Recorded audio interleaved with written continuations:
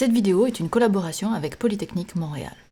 Bonjour à tous, je m'appelle Thomas Gervais, je suis professeur à Polytechnique Montréal et animateur de ma thèse en 180 secondes depuis 10 ans. Et moi, Viviane Lalande, je suis la gagnante de la toute première édition de la finale nationale en 2012. Aujourd'hui, Viviane, on a un gros défi, n'est-ce pas? Présenter à nos futurs participants comment faire une bonne MT 180. Oui, et comme on veut prêcher par l'exemple, on va même le faire en 180 secondes. C'est parti.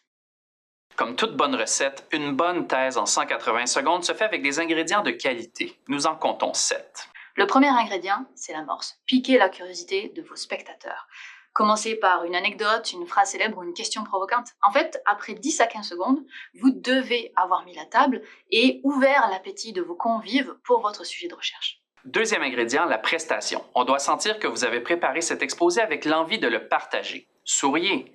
Transmettez-nous votre enthousiasme, mettez-nous l'eau à la bouche dès le départ. Les bonnes MT 180 sont comme de petits plats gastronomiques. Ils doivent être préparés avec soin, mais servis avec naturel.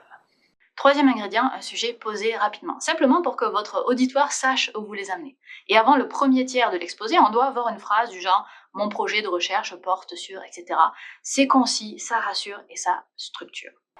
Quatrième ingrédient, le vécu. Vos professeurs vous ont martelé sans cesse qu'en science, l'individu doit s'effacer humblement devant la toute-puissance de la méthode scientifique. C'est vrai, mais pour MT 180, oubliez tout ça. Fini les phrases à la troisième personne, fini les nous inclusifs de peur de froisser votre directrice de recherche ombrageuse. Comme le titre le dit, c'est votre thèse. Parlez à la première personne. Donnez des détails sur vos activités de recherche au quotidien.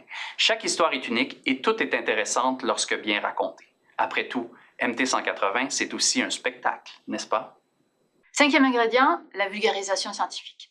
Vous n'avez pas passé des années de votre vie à étudier les instantons périodiques par la transformation de NAM pour éviter le sujet durant votre exposé. Prenez le temps de bien nous expliquer, mais évitez le jargon. Utilisez des analogies, des comparaisons. Faites appel au vécu de l'auditoire. Toute MT 180 doit avoir son moment nutritif pour le cerveau.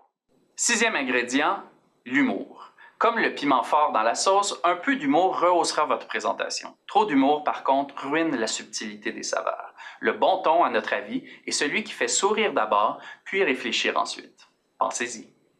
Septième ingrédient, la chute finale. Après un bon exposé bien mené, c'est maintenant le temps d'asséner le coup de grâce à votre auditoire et d'aller chercher des bravos, voire même une ovation debout. Pour ce faire, résumez habilement votre propos, donnez un avant-goût des possibilités infinies de votre technologie ou simplement terminez une histoire que vous avez commencée durant l'amorce. Ce sera la cerise sur le gâteau et surtout le secret d'une recette gagnante. Bonne participation.